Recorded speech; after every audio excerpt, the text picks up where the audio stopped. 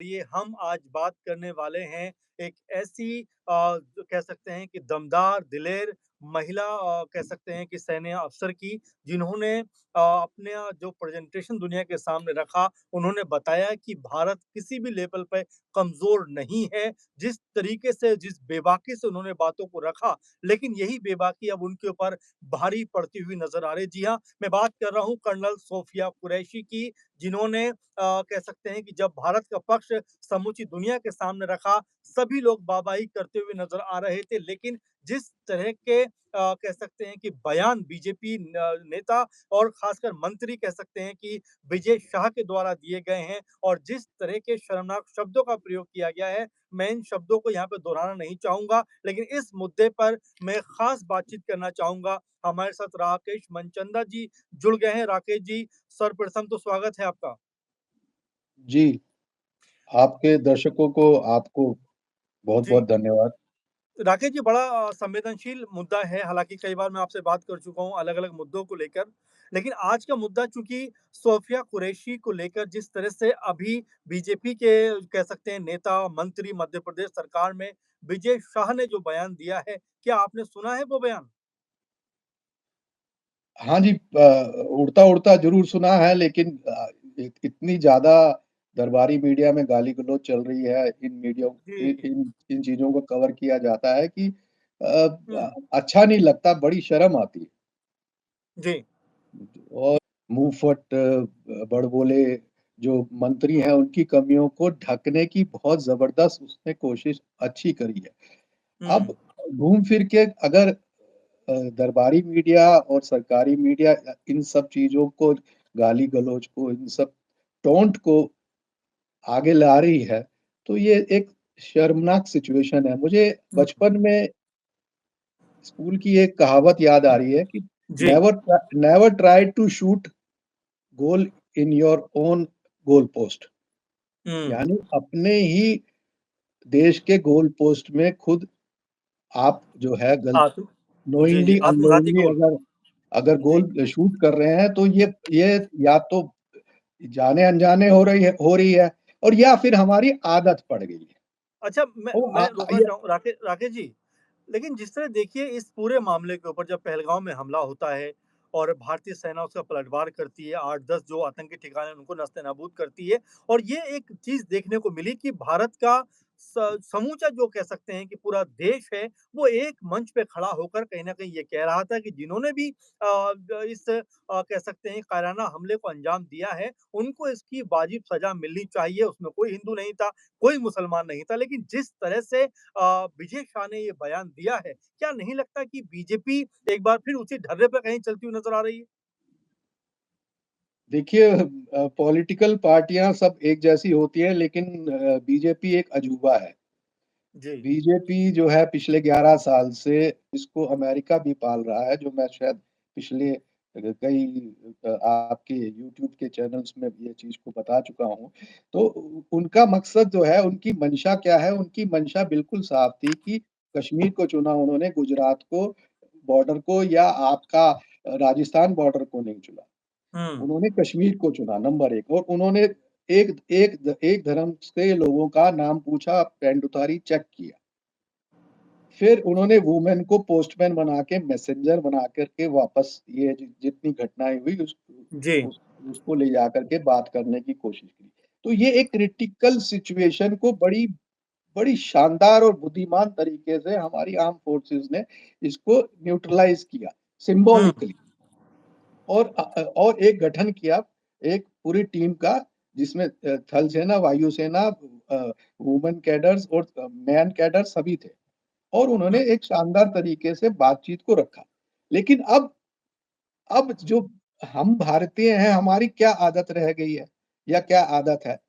मुझे बड़ा एक मज़ेदार किस्सा याद आ रहा है। हुँ।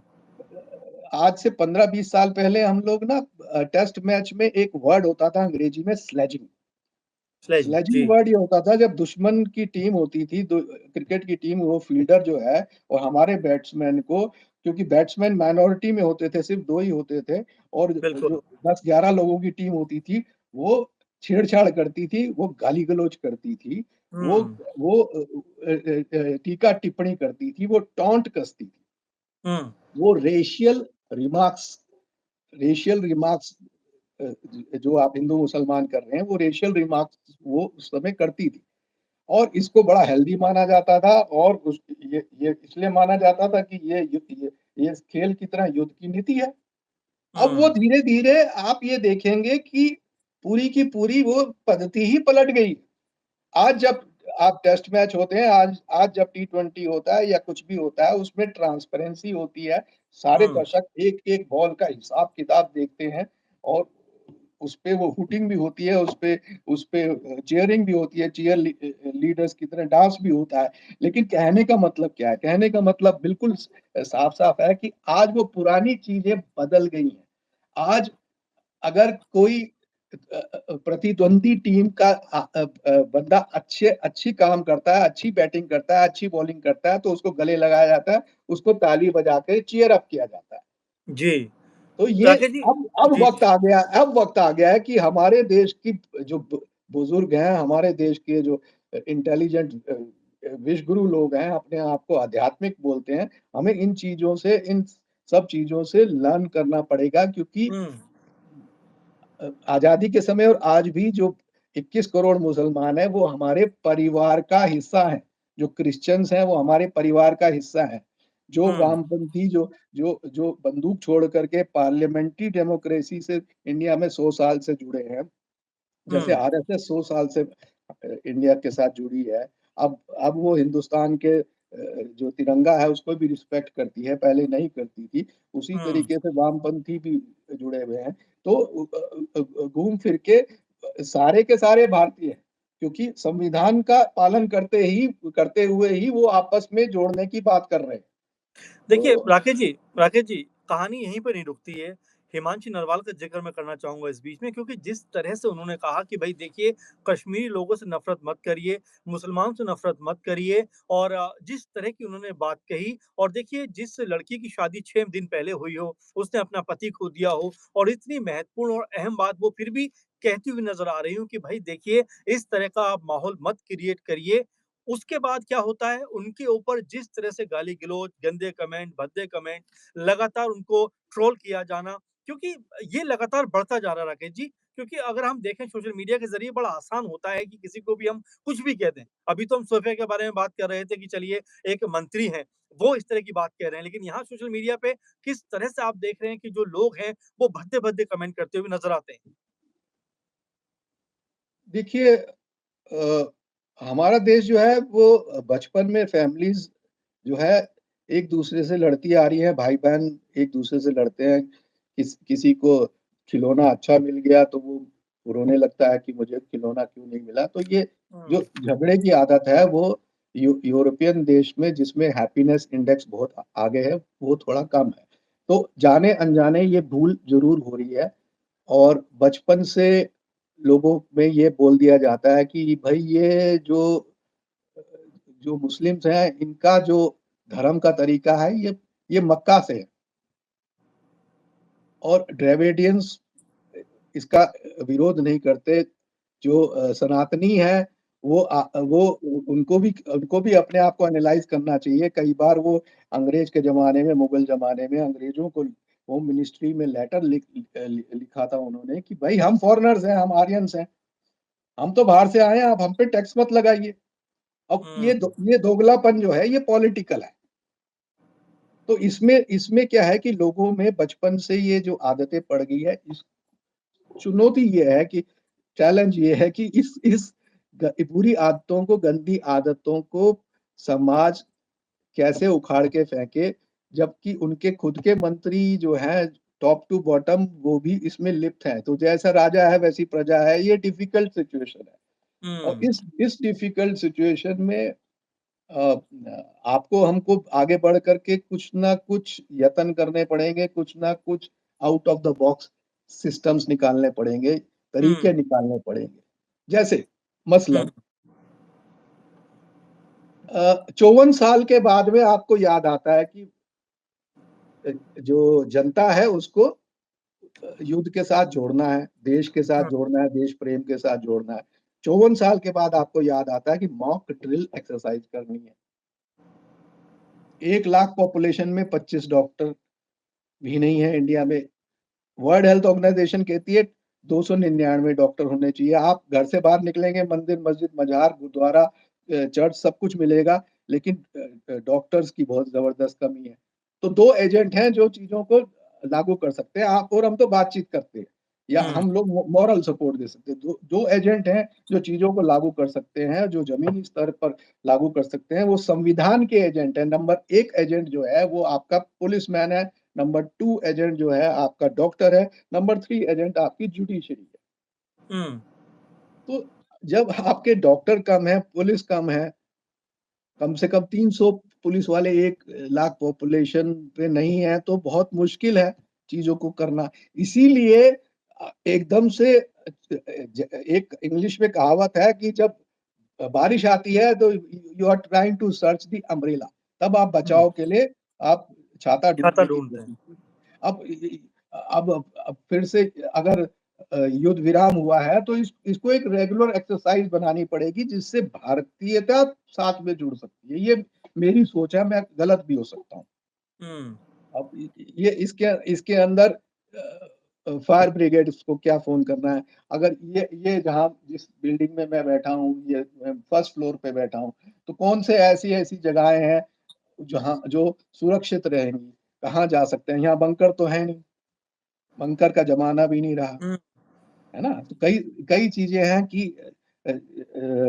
जैसे बम गिर गया या गोली चल गई या गोली लग गई है या आग लग हुँ, गई है और आदमी हुँ, बेहोश पड़ा है और वो मोटरसाइकिल से गिर गया है, तो लोग क्या करते हैं कि मोटरसाइकिल के ऊपर उसका बैग जो होता है वो उसके लिए उसको कम्फ़र्ट देने के लिए तकिए का इस्तेमाल करके उसके सिर हुँ। के नीचे लगाते हैं। अच्छा जबकि राकेश जी जी, जी, जी।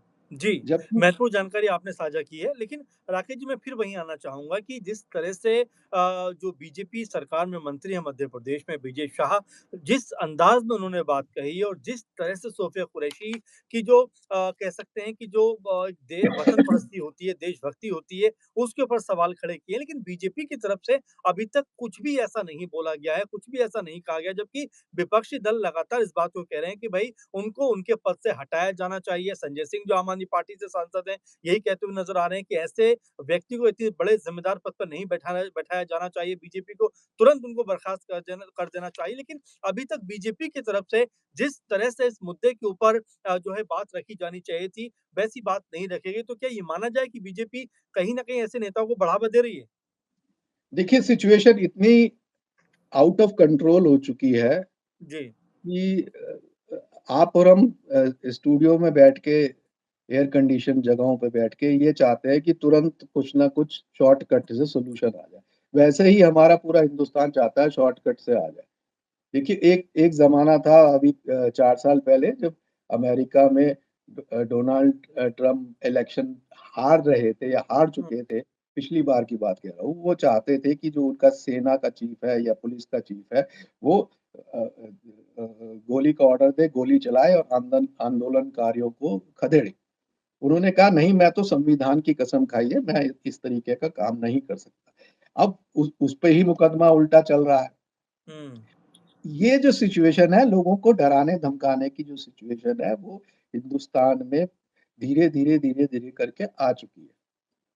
तो हमें विज्ञान के तरीकों को अपनाना पड़ेगा, हमें जो जड़ है उस पे जाना पड़ेगा। मध्य प्रदेश के मिनिस्टर ने क्या कहा, क्या नहीं कहा, उस पे हम बातचीत करके उस पे उनको हम इम्प्रूव नहीं कर सकते क्योंकि वो ऑलरेडी ज़िम्मेदार लोग हैं, ताकतवर लोग हैं। जो असहाय है वो विडो है, वो विधवा है, जिसको बोला जा रहा है कि भई जो जो जो एक पॉलिटिकल पार्टी के भक्त होते हैं, उन्होंने जा कर के उसकी कुंडली देख ली, मंगल मंगल ग्रह उसमें मंगल है, मांगलिक है वो। मैंने जो स्टडी करी है, if I am wrong please correct मी। वो कहा गया कि वो जो नेवल ऑफिसर्स की वाइफ विडो हुई है, वो मांगलिक जी। है, वो खुद ही अपने हस्बैंड को खा गई। तो आप तो खुद आप जैसे आप मुसलमानों के दुश्मन हैं, जैसे आप दलितों के दुश्मन हैं, कम्युनिस्टों के दुश्मन हैं, उसी तरीके से आप विधवा के भी दुश्मन हो गए। आपने उस पे लगातार गाली-गलौच शुरू करी, उसको डिमोटिवेट करने की कोशिश करी, उसको मोरल डाउन करने की कोशिश करी। जैसा कि स्लेजेस में होता था, जैसे मैं बता चुका हूँ क्रिकेट मैचेस में। अब वो ज़माना नहीं रहा, ये मॉडर्न सोसाइटी की पहचान नहीं है, बड़े शर्म की बात है। हुँ, अब इसी इस अगर इसका समाधान क्या है? इसका समाधान ये है कि वो जनता से ही आएगा। आपके जनता से ही इलेक्ट होकर के जो मध्य प्रदेश के मंत्री हैं, जो जो आप कोट कर रहे हैं, बोल रहे हैं, वही आए हैं। उसी तरीके से आपकी जनता, पाकिस्तान की जनता, रशिया की जनता, यूक्रेन की जनता और चाइना की जनता और श्रीलंका और बांग्लादेश की जनता, जो 90% जनता है, वो कहेगी भाई हमें प्लॉट खरीदना है चाँद पे, हमें चाँद पे प्लॉट खरीदना है। हमें जो 5वीं पढ़ा पंडित है वो कुंडलियाँ दिखा रहा है, उससे हमें दूर हटना है, मंगल ग्रह पे हमें कब्ज़ा करना है। वहाँ पे वो कॉम्पिटिशन की स्टडी वहाँ तो हो नहीं पा रही है। वो हुँ, माहौल से होगी ना भाई, हुँ। वो माहौल कौन लाएगा? वो जी। आप आपका फ़ोकस है कि भई मैं क्रिटिसाइज़ कर दूँ ये प्रधानमंत्री जी को, क्रिटिसाइज़ कर दूँ होम मिनिस्टर को, जिनकी लापरवाही से सब कुछ हुआ। कोई फ़ायदा नहीं है, कौन सुनेगा? मंत्रियों को कर दो। भाई अब जनता के हमने ही तो चुना है उनको, चाहे ईवीएम ने चुना है या हमने चुना है, the ball is in the court of the public. We the people of India have to decide. We the people of India have to decide कि ये हमारी पुरानी आदत है। इसको करने से हमें हिंदू सुख, मुसलमान सुख, इस्लाम सुख मिल रहा है क्या? वो सरहद के पार भी ऐसी बातें होती हैं। सरहद के पार ये बोला जाता है कि भई ये तो स्वतंत्रता सेनानी है, क्योंकि उनको बचपन से ही इंजेक्शन मिल जाता है कि कश्मीर की लड़ाई स्वतंत्रता की लड़ाई है, उस कश्मीर हुँ, में मेजॉरिटी इज़ विद मुस्लिम्स। तो इसका इसका जो हल है, सॉल्यूशन है, वो तो मिल बैठ कर के ही होगा ना। ये तो हुँ, कब्जे की लड़ाई है, जो मैं लगातार बोलता आ रहा हूँ, अपनी रील्स में भी मैं ट्राई करता हूँ उसको, 2-3 मिनट की रील बनाता रहता हूँ कभी-कभी। और गाली-गलौच भी होती रहती है मीडिया में कि भई ये आप क्या-क्या नई-नई चीज़ें लिखते रहते हैं। तो हुँ, ये सब तो चलता रहता है।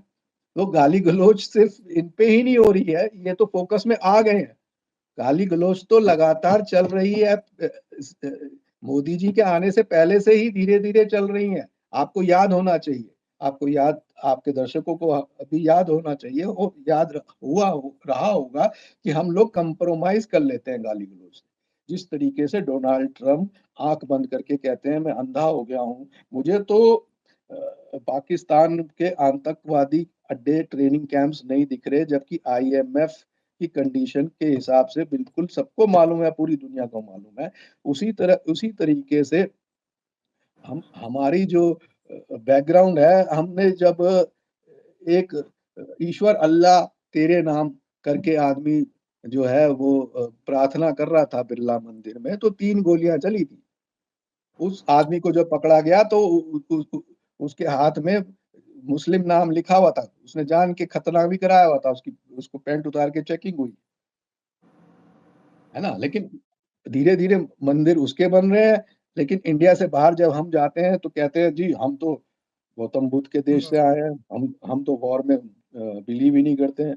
हम तो लिव एंड लेट लिव में बिलीव करते हैं, हम तो महात्मा गांधी के देश से आए हैं। मैं जितने भी देशों में बाहर गया हूँ, मैंने हर देश में हर एजुकेशन की किताबों में महात्मा गांधी की फ़ोटोग्राफ्स देखी हैं, महात्मा गांधी की स्टैच्यूज़ देखी हैं उन देशों में। तो कहने का मतलब ये है कि अ, जो ईवल था, जो लोग आप यूज़ करके अपना ज़मीन पे कब्ज़ा करना चाहते हैं। अमेरिका ने 30 साल, 40 साल जो गुंडे पाले, जिसको बाउंसर बोलते हैं, जिनको टेररिस्ट बोलते हैं, जिनकी सैलरियाँ चलती हैं, उनको आपने काबू नहीं किया, तो फिर सिचुएशन कहाँ से काबू होगी? और हुँ, वही उसका एक सॉफ्ट रूप आप हिंदू कॉम्पिटिशन में भी देख रहे हैं, हुँ, जो गाली-गलौच के रूप में आ रहा है। तो समाज जो है, पूंजीवादी समाज ने हमको टुकड़े-टुकड़े गैंग में डाल दिया गया है। जब जब इन पे गाली होती है, कोई कोई इनके लिए खड़ा हो नहीं होता है। जब मुकदमे होते हैं, जैसे एक आपने मंगल सिंह टरबाइन पर एक शायद कहीं कोई बनाई होगी, 38 साल तक वो लड़ता रहता है, लोग कहते हैं ठीक है आप मुकदमा लड़िए, आप सुप्रीम कोर्ट तक जाइए जाइए, लेकिन साथ में लोग खड़े नहीं हो पाते हैं क्योंकि वो खुद अपना परिवार चला रहे हैं। हुँ। तो न्याय बहुत दिक्कत आ गई ना, न्याय नहीं मिल रहा है। जो लोग गाली-गलौज कर रहे हैं, वो एक शॉर्टकट अपना रहे हैं, वो गाली-गलौज करके न्याय हाइजैक करके अपने फ़ेवर में करना चाह रहे हैं। वो नोइंगली कर रहे हैं, अननोइंगली कर रहे हैं। हुँ। उनको अगर आपको सुधारना है तो पूरी की पूरी यूथ के अंदर आपको कुछ आउट ऑफ द बॉक्स नए तरीके लाने पड़ेंगे। जी, बिल्कुल। ये जी, मेरी जी। एक हम्बल सबमिशन है, एक प्रार्थना है।